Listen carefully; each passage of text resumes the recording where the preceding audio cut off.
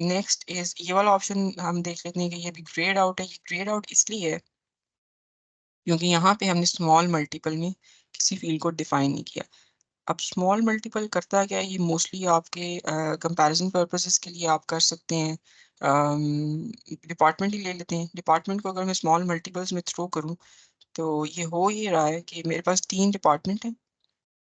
उसने डिपार्टमेंट्स का अलग-अलग डब्बे बना दिए, फर्नीचर का अलग बना दिए, ऑफिस सप्लाइज़ का अलग बना दिए, टेक्नोलॉजी का अलग बना दिए। अगर मैं जाऊँ यहाँ पे प्रोडक्ट्स में तो मैं यहाँ से वेरीफ़ाई भी कर सकती हूँ कि ये मेरे तीनों डिपार्टमेंट ही हैं। अलग डिपार्टमेंट बना दिए, कैटेगरीज़ उसने सेम ही रहने दी हैं, वाई एक्सिस पे ही शो कर रहा है और सेल्स को वो एक्स एक्सिस पे ही शो कर रहा है। अब हम जाएँगे यहाँ पे और यहाँ पे अगर हम देखें, जैसे ही हमने यहाँ पे फ़ील्ड ऐड की है, स्मॉल मल्टीपल्स में डिपार्टमेंट की, उसने इसको एक्टिव कर दिया। स्मॉल मल्टीपल्स का ऑप्शन हमारे पास एक्टिव हो गया है, क्योंकि हमने स्मॉल मल्टीपल्स ऐड कर दिए हैं। जब ये एक्टिव हो गया तो हमारे पास काफ़ी सारी ऑप्शंस आ गई हैं। अब यहाँ पे रोज़, कॉलम्स और ऑल पैडिंग और कस्टम पैडिंग की ऑप्शन आ रही है। रोज़ इज़ लाइक 1 और 2 रोज़, जो कि ये अभी बता रहा है। अगर मैं इसको 2 से 3 करूँगी तो वो 3 रोज़ में इसको कन्वर्ट तो कर देगा, लेकिन वो अगेन ब्लैंक होगा क्योंकि वो इतनी ज़्यादा हमारी इन्फॉर्मेशन नहीं है। तो इसको अगर मैं 1 रो करूँ और क्योंकि मेरे 3 डिपार्टमेंट हैं तो मैं इसको 3 कॉलम्स करूँ तो वो they will show right next to each other. अभी जो शो हो रहा है ये फर्नीचर है, office supplies and technology. And then padding के इनके अंदर इनकी पैडिंग का क्या हिसाब किताब होगा, तो ये अगेन अगर हम इसको थोड़ा सा करें तो वो ये वाली जो पैडिंग है बेसिकली इनके जैसे ही हमारे पास लाइन खत्म होती है डिफरेंट डिपार्टमेंट की, तो उसकी पैडिंग को थोड़ा सा इंक्रीज कर देते हैं। यहाँ पे आप कोई भी पैडिंग डिफाइन कर सकते हैं। थोड़ा बहुत बहुत मामूली सा फ़र्क पड़ता है, लेकिन वो नज़र आता है। अगर आपको ये पैडिंग पसंद नहीं है, तो आप यहाँ पे कस्टम पैडिंग ऑन करके, तो वो उसको इंडिविजुअली जाके भी एक्सप्लोर कर सकते हैं कि यार इसको इसको मैं अगर बढ़ाऊँ तो ये क्या होगा? वो अगेन इसको कॉलम को कर रहा है, आप आउटर कॉलम्स के साथ भी कर सकते हैं। फॉर एग्ज़ाम्पल अगर मैं इसको चेंज करूँ, तो बेसिकली क्या कर रहा है, वो ये वाली जो साइड है, ये वाली जो आउटर साइड है, इसको स्क्वीज़ कर रहा है। आपने अभी मैं इसको चेंज करूँगी, तो आप इसको अगर ऑब्ज़र्व करेंगे, तो आपको पता चलेगा कि बेसिकली इसको कर रहा है चेंज, ठीक है।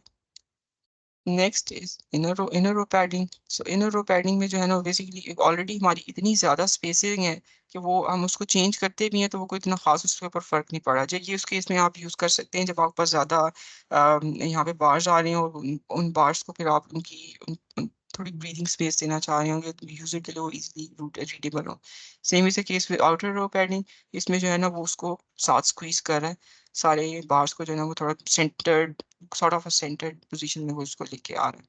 सो ये कस्टम का पर्पस है। अभी फॉर एग्जांपल अगर इसमें ऑफ करते हैं तो ये वापस 10 पे चला जाता है। सो ये स्मॉल मल्टीपल्स का बेसिकली पर्पस ये है, ये कंपैरिजन पर्पस के लिए काफ़ी मतलब कन्वीनियंट है, इजीली आप इसको यूज़ कर सकते हैं। फिर इसमें आप बॉर्डर्स वगैरह और उसका लेआउट वगैरह हमने चेक कर लिया। इसमें बॉर्डर्स वगैरह आप ऐड कर सकते हैं कि आप किस तरह के बॉर्डर्स चाह रहे हैं, बॉर्डर्स चाह भी रहे हैं या नहीं चाह रहे।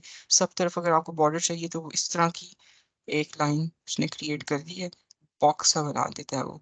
अगर हॉरिजॉन्टल एंड वर्टिकल करते हैं तो वो सिर्फ़ उसको सेंटर्ड वाले को रहने देता है।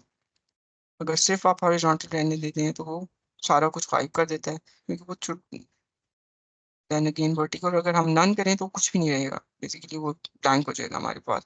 सो best and usually the most common जो कि मैंने भी मोस्टली यूज़ किया है वो horizontal and vertical. Here it's easier to like read with this specific setting. और फिर अब हम क्या चाहते हैं कि इसकी सेटिंग क्या हो। फॉर एग्जांपल अभी मैंने डैश किया है, तो ये जो डॉट्स हैं ये डैश फॉर्मेट में कन्वर्ट हो गए हैं। और अगर मैं इसकी थोड़ी-सी विड्थ चेंज करूँ तो क्या कि हम लोग देख सकें, तो यहाँ से आप लाइन का कलर चेंज कर सकते हैं। अभी ये डैश हो गया है, सॉलिड करते हैं तो ये सॉलिड हो जाता है, डॉटेड करते हैं तो ये डॉटेड हो जाता है। सो ये इस यहाँ से आप इसको सेट कर सकते हैं और इसका कलर भी चेंज कर सकते हैं। अगर डार्क कलर यूज़ नहीं करना, आप सिर्फ हल्का-सा उसको शो करना चाहते हैं तो आप इस तरह कर सकते हैं। Next up is title. Title again title almost सभी का ही सेम होता है। तो टाइटल जो है ना वो अगर मैं इसको ऑफ करती हूँ तो ये जो हमारे पास डिपार्टमेंट के टाइटल्स आ रहे हैं उसको उसने यहाँ से गायब कर दिए। अगेन इस केस में टाइटल रहे तो ज़्यादा बेहतर रहता है। अदरवाइज़ जो है वो फिर मुश्किल ही हो जाएगा किसी के लिए भी उस चीज़ को अंडरस्टैंड करना कि हम किस चीज़ का कंपैरिज़न करना चाह रहे हैं। टॉप है और बॉटम है। आप यहाँ ये ऊपर शो कर सकते हैं, अगर आप बॉटम सेलेक्ट करेंगे तो ये नीचे शो करेगा। और फिर यहाँ से आप इसका font family font size, bold आप बोल्ड रखना चाहते हैं या इटैलिक, या फिर उसको अंडरलाइन करना चाहते हैं।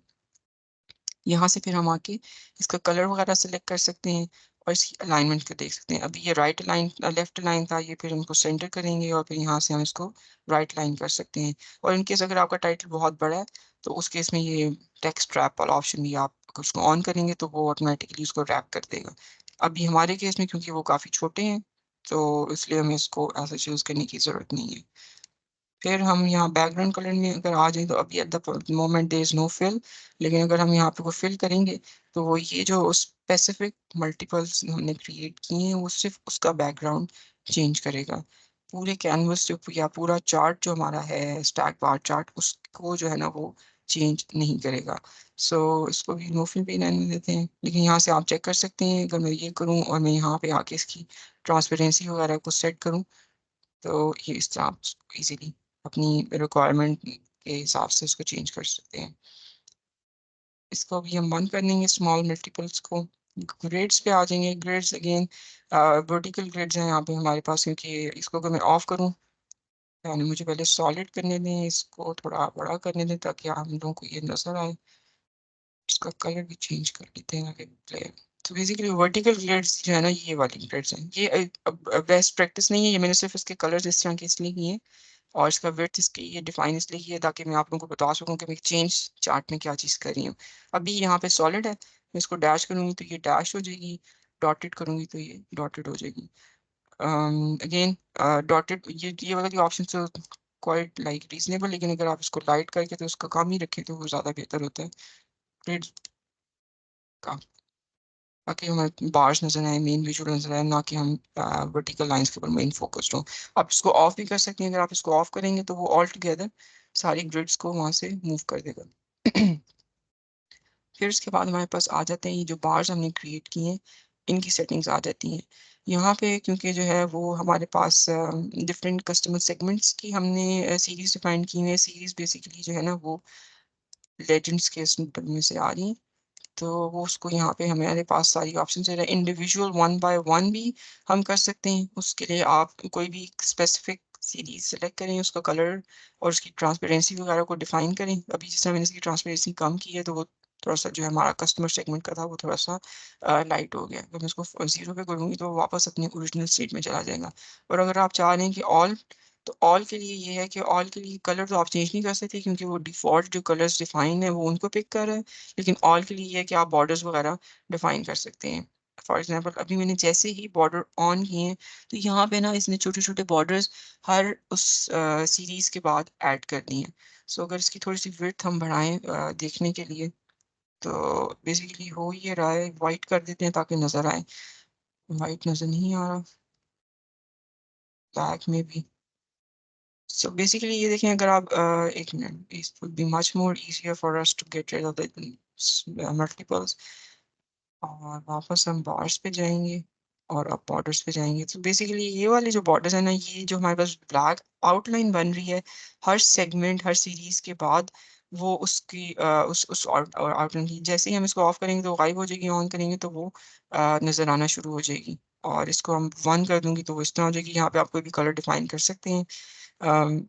उसके बाद यहाँ पे मैं अगेन जो भी आप यहाँ पे अगर आपका ज़्यादा है और आप इसकी ट्रांसपेरेंसी करेंगे तो वो फीका थोड़ा सा उसको लाइटर शेड में ले जाएगा, ट्रांसपेरेंट कर देगा, जो कि फिर आपको नज़र नहीं आएगा, तो फ़ायदा उसको ख़ास नहीं रहेगा। तो यहाँ से आप इसको वापस कर देंगे। मैच बार कलर्स अगर आप करेंगे तो वो एग्जैक्ट जिस कलर के हमारे ये डिफरेंट बन रहे हैं बार्स, वो उस हिसाब से उसका बॉर्डर सेट करेगा। सो अगेन उसका कोई हमें पर्पस नज़र नहीं आता, अदर हम उसको ऑन करें उसका कलर चेंज करें या उसको ऑन ही ना करें। सो ये इसका बेसिकली पर्पस यहाँ पे ये है बॉर्डर का।